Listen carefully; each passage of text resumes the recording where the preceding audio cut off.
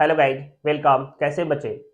बात करें यार कि लास्ट क्लास में हमने आपका लिक्विडेशन ऑफ कंपनी खत्म किया था और यह बोले थे कि नेक्स्ट क्लास में नया टॉपिक चालू करने वाले हैं। आज का क्लास न बच्चे यार एक नए टॉपिक के साथ, और स्टूडेंट्स इस चैप्टर में ना बहुत ज्यादा कंफ्यूज भी रहते हैं। एमलगमेशन ऑफ कंपनी, कंटिन्यूटी, उनको लगता है कि यार रिकॉन्स्टिट्यूशन सेम है, एब्जॉर्प्शन अलग चैप्टर है, क्या किस तरीके से बनेगा। तो आज आपका डाउट इस क्लास में दूर हो गया, क्योंकि यार एमलगनेशन चालू करने वाला हूं, इंपॉर्टेंट टॉपिक है और बहुत ज्यादा कंफ्यूजिंग भी होता है कि स्टूडेंट्स इसको कैसे सॉल्व करेंगे। तो यार आज आपका डाउट भी दूर होगा, ठीक है। एमलगेमेशन ऑफ कंपनी, पहले बात करें कि होता क्या है। देखिए यार, अगर बात करें सबसे ज्यादा है तो लॉकडाउन के समय का, बहुत सारी सिमिलर नेचर की कंपनी आपस में अपने बिजनेस को, अपने कंपनी को मर्ज कर दी। बहुत सारी जब सिमिलर नेचर की कंपनी, एक या एक से अधिक कंपनी आपस में अपने बिजनेस को, एंटिटी को मर्ज कर ले रही है, हम उसे एमलगमेशन ऑफ कंपनी कहेंगे। एमलगमेशन ऑफ कंपनी कहेंगे।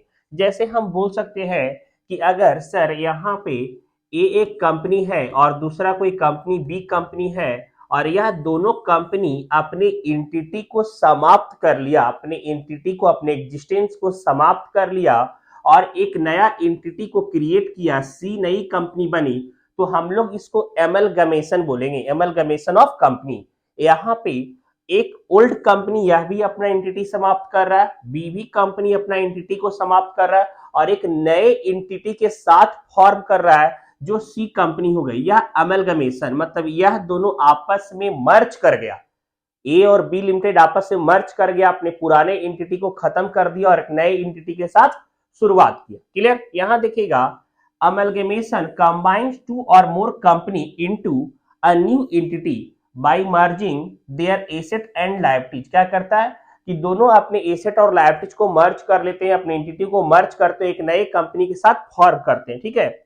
यहाँ क्या होता है कि ओल्ड कंपनी का एग्जिस्टेंस खत्म होता है, ठीक है। यहां समझिएगा,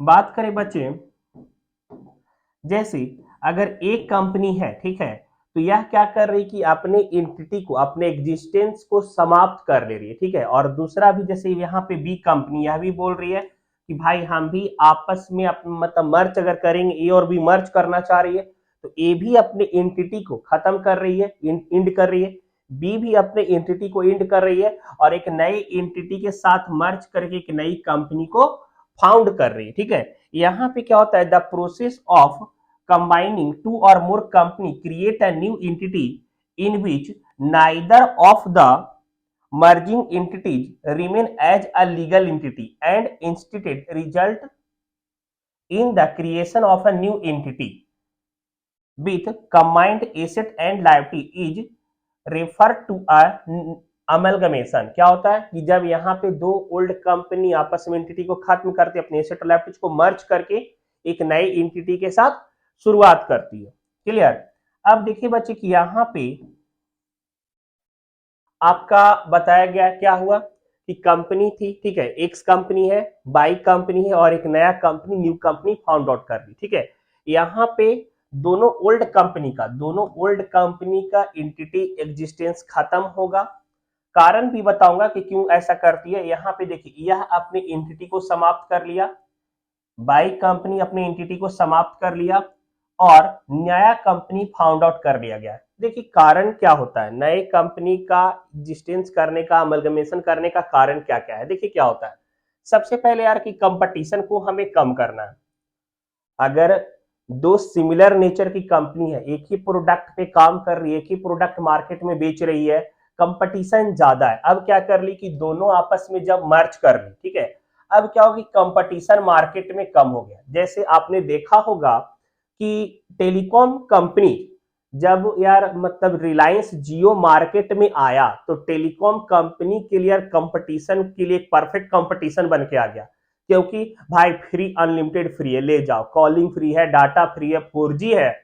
तो वहां पे बहुत सारी टेलीकॉम कंपनीज परेशान हो गई कि यार कैसे खुद को सरवाइव करे, कैसे खुद को आगे बढ़ाएं, क्योंकि जियो तो पूरा मार्केट कवर करने लगा है, फ्री में सिम दे रहा है कस्टमर। अब जो लोग कभी डाटा किसी को देते नहीं थे वो भी बोले भैया हॉटस्पॉट चालू कर देगा। तो वैसा जब यार रिलायंस क्या करता, जियो मार्केट में लोगों को अट्रैक्ट किया हुआ था, कस्टमर को कवर कर लिया था, तो वहां पे बहुत सारी टेलीकॉम कंपनियां बर्बाद होने के कगार पे आ गई। तो आपने देखा था कि वोडाफोन और आइडिया आपस में मर्ज कर लिए, ठीक है, वोडाफोन और आइडिया आपस में क्या कर लिए, मर्ज कर लिए। तो यह भी कंपटीशन को कम करने के लिए होता है। आप खर्चे को कम कर सकते हैं, इकोनॉमिक आपका ग्रोथ होगा, कैपिटल आपका बढ़ा सकते हो वहां पे। फिर आप टैक्स के लिए आपको बेनिफिट मिलता है, डाइवर्सिफिकेशन आप कर सकते हो। तो यह सारा बेनिफिट है। अगर आप एमलगमेशन करते हो एक तरह से सीधा आप बोल सकते हो कि कंपनी में आपका डेवलपमेंट होगा, आप वाइड लेवल पे काम करोगे, कंपटीशन को आप कम करते हो एमलगमेशन से, ठीक है। आगे एमलगमेशन में क्या होता है कि एक कंपनी और बी कंपनी आपस में मर्ज करके एक नई कंपनी को क्रिएट कर दी, यह आपका एमलगमेशन, केस ऑफ मर्जर, ठीक है, मर्जर का केस है। यहां पे ए कंपनी और बी कंपनी मर्ज कर ली, खुद को एक नई कंपनी को फाउंड आउट कर दी, यह आपका कहलाएगा मर्जर का केस। यहां पे इसका एंटिटी जो है वो इंड होगा, खत्म होगा, एंटिटी समाप्त होगा, इसका भी एंटिटी खत्म होगा और एक नया कंपनी का जो है एंटिटी क्रिएट होता है। ये आपका केस ऑफ मर्जर, ठीक है। दूसरा होता है आपका case of purchaser. Case of purchaser जैसे सपोज दैट यहां पे कहेगा ए लिमिटेड एब्जॉर्ब बाय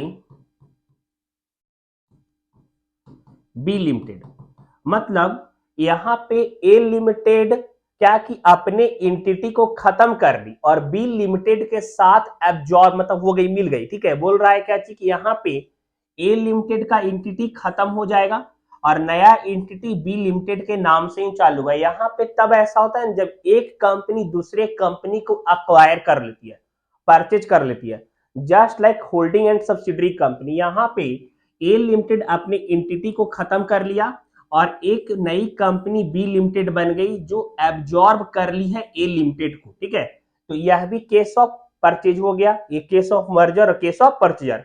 तीसरा होता है आपका reconstruction of company, reconstruction of company, समझिएगा। यहां पे भी क्या होता है कि कंपनी यार जैसे ए बी सी लिमिटेड कोई company, A B C limited कोई कंपनी है, ठीक है, और यह कंपनी अब खत्म हो गई और नई कंपनी आपका पीवीआर करके एक नई कंपनी क्रिएट हो गई, ठीक है। तो यह भी आपका रिकंस्ट्रक्शन ऑफ कंपनी हो गया, ठीक है। देखिए टाइप्स ऑफ अमेलगमेशन में हमने आपको बताया था बच्चे कि अमेलगमेशन इन मर्चर का केस होता है और amalgamation in nature of purchaser. हम बात भी बताएं जस्ट आपको कि यहाँ पे क्या होगा कि मर्चर वाला केस में दो कंपनी रहेगी, जैसे ए लिमिटेड और बी लिमिटेड आपस में मर्ज कर ली और एक नई कंपनी बनाई सी लिमिटेड, ठीक है। और वही आपका परचेजर वाला केस में ए लिमिटेड है, यह क्या किया, एब्जॉर्ब बाई, क्या करेगा, एब्जॉर्ब्ड बाई बी लिमिटेड, मतलब यहां पे ए लिमिटेड का एंटिटी खत्म हो गया, बी लिमिटेड अपने एंटिटी के साथ कुछ नहीं कर रही, वह ए लिमिटेड को खरीद ली, वह ए लिमिटेड को क्या कर ली, खरीद ली। यह नेचर ऑफ परचेजर और यहां पे नेचर ऑफ मर्चर। अब आपका आगे बात होता है कंसीडरेशन का, कंसीडरेशन का। देखिए इधर सबसे पहले यहां पे ट्रांसफर और ट्रांसफेरी, देखिएगा इंपॉर्टेंट टर्म है, कंसीडरेशन के बारे में बात करूंगा। देखिए ट्रांसफेरर होता क्या है, वह कंपनी जिसका एंटिटी समाप्त हो रही है, वह कंपनी जो अपने एंटिटी को खत्म कर रहा है, वह कंपनी जो मर्ज कर ले रही है खुद को, वह कंपनी जो खत्म हो रही है, वह कंपनी ट्रांसफेरर कंपनी कहलाएगी, ओल्ड कंपनी जिसको बोल सकते हैं, ठीक है। और वह कंपनी जो अक्वायर किया किसी और कंपनी को, नई कंपनी जो फॉर्म हुई जिसका एंटिटी अभी रनिंग दिख रहा है, वह कंपनी ट्रांसफेरी कंपनी। वह कंपनी कौन सा company, transferee company.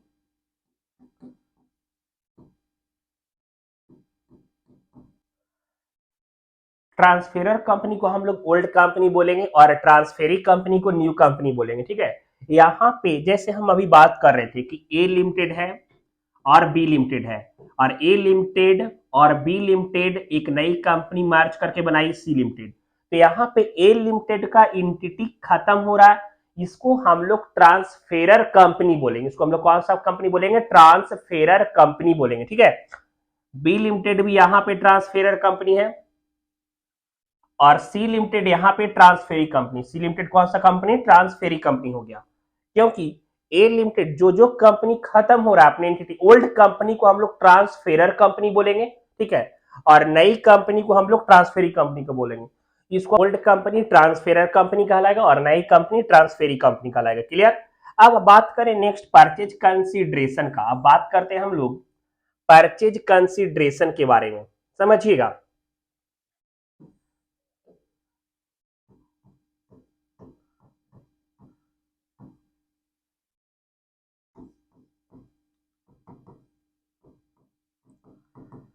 Purchase consideration का हम बात करें कि परचेज कंसीडरेशन क्या होता है। देखिए, ट्रांसफेरी कंपनी ट्रांसफेरर कंपनी को जो पेमेंट करती है वह परचेज कंसीडरेशन, ट्रांसफेरर कंपनी को जो मिलता है कंसीडरेशन परचेजिंग के लिए, वो आपका ट्रांसफेरी कंपनी बेयर करती है।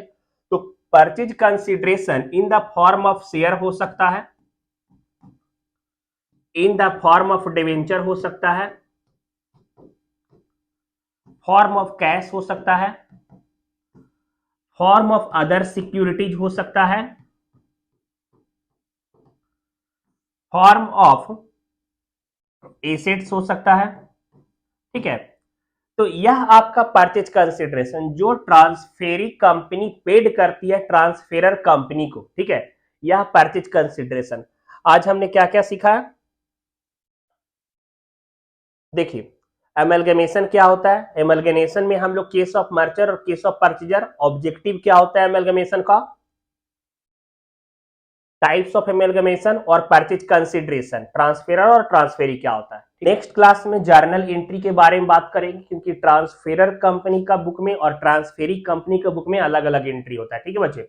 मिलेगा नेक्स्ट क्लास में, बाय, सी यू।